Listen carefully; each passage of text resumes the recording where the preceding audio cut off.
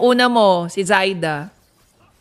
Zaida. Ako, kung si B, current season siya. Ako, parang feeling ko all time. All time. Oh, sige. Okay.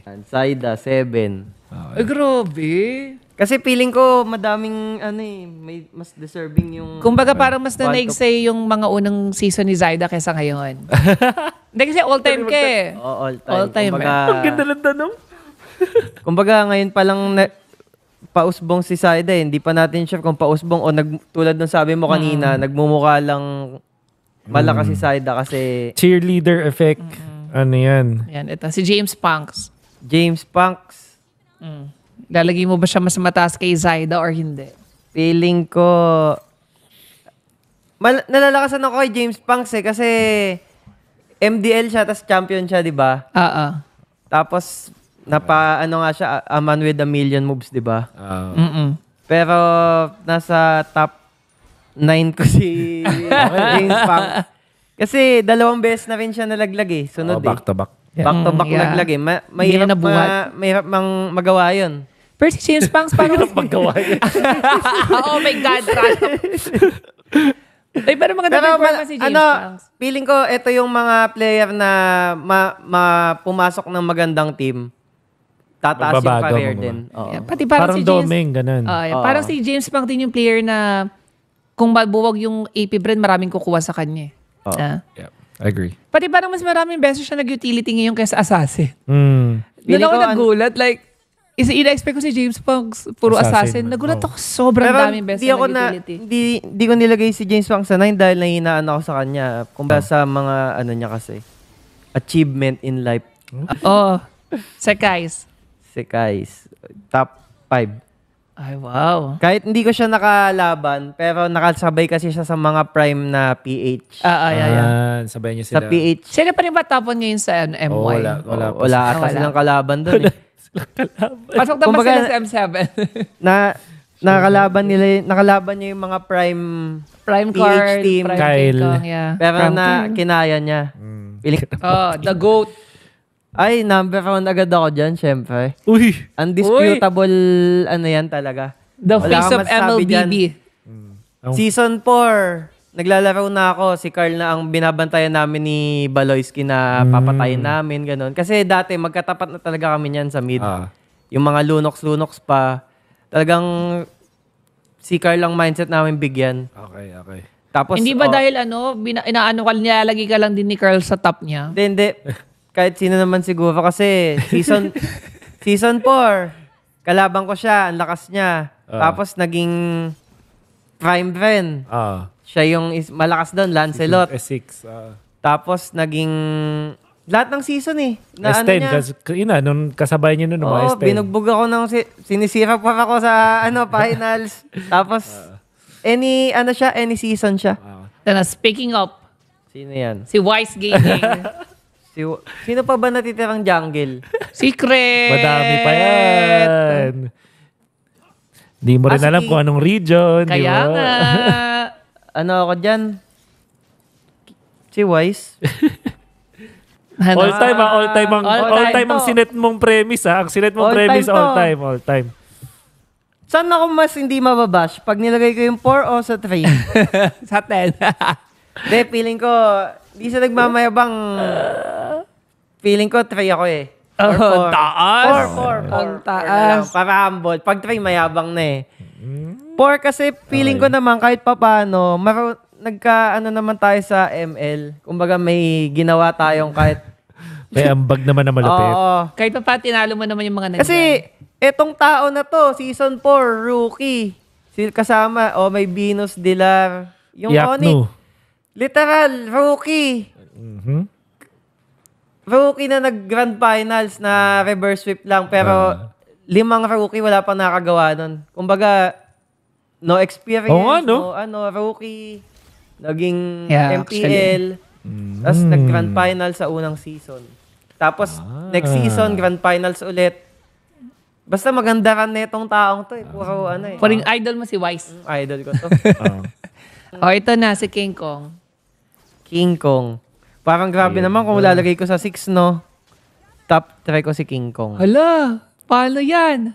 Ay, Wait lang Kyle TC. Touch move na yan Touch move na yan. All time. All time.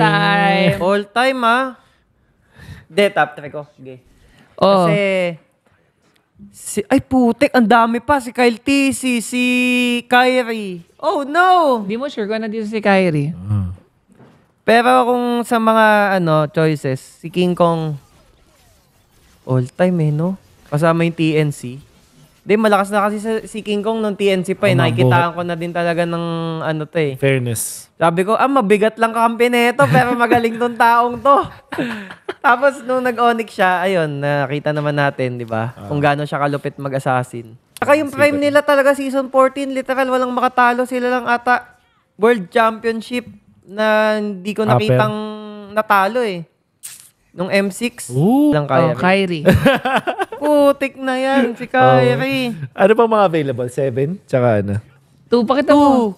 268. 268. May Kyle TC pa ako. Malitong na to Feeling ko 6. Grabe ka kay Kyrie. Puti, ang hirap pala nito. Kala ko madali. 5 ako talaga dito kay Kyrie. Tapos si Kai 6. Pwede ba yun? Pwede na yun. Bawal nga. Lagay mo na lang muna. Sige, lalagay mo na lang muna. 6 Kyrie.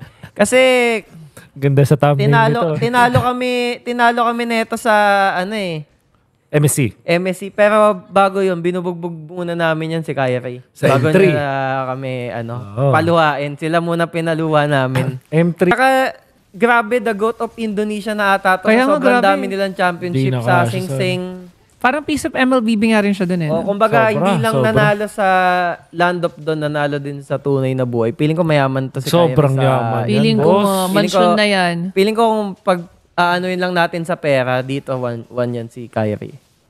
Kyle TZ. Kyle TZ.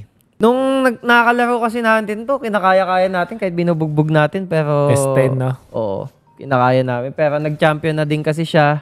Nag-world champs. Tapos ang tagal na naglalaro. Top 2. Yan. Okay. Gold sa SEA Games Yes, ata, ilang or SEA ay- Games na rin yata yan si Yan ang mga sibol, laging Parang masyadong mataas si King Kong para sa akin. Ikaw. Oo. Mas mataas ba si Kyle kesa si King Kong? Oo, para sa akin. Legit? Kasi All time. all time Kumbaga, hindi naman ako nabugbog ni King Kong Eto na, Kasi, nabugbog ako nito ni Kyle Kumbaga hindi mo naabutan yung prime ni King Kong. Oo. Nabutan ko TNC pa Si Sensui. Sensui, top 8. Sakto lang. Kasi Siya nga siya yung nagmana. pumalit sa akin. Utility, tapos... Tagapagmana. Kumbaga... maganda din yung Wise Junior. maganda din yung run niya sa Blacklist. Naman, MS, M5. Oo. Ito na last but not the Top least. 10 na to.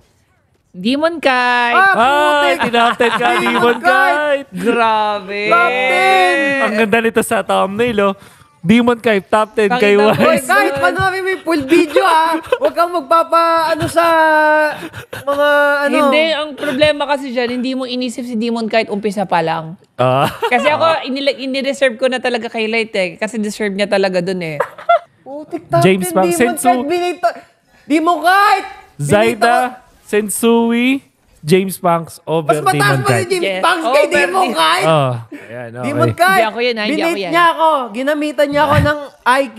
Demon Kite. Hindi ako yan. Ginamitan niya ako ng IQ. Tapos Demon ano Kite. pa yung setup pa niya, bawal mag-swap kasi hindi siya nag-swap. Hindi. Kaso sabi ko kasi all time Kung iteten ko naman to, parang sinabi ko, si James Punks, mas maano pa kay Ang ganda ng order. Kahit Na-draftan mag-ano ka na lang, boss? kahit mag-giveaway ka na lang. Hindi, Ikaw na naglalaro ka pa Wais. naman, Ako, hindi na Wais, naglalaro, isa lang dapat ang gawin mo dyan. Isa na. Isang move lang ang kailangan gawin mo dyan. Legit. Hindi mo na dapat pinag-iisipan yan, Wais. Kung may delikadesa ka, Sige. Top 10 na ako. Pero ang papangit kasi yung top 10. Ayan, Okay na.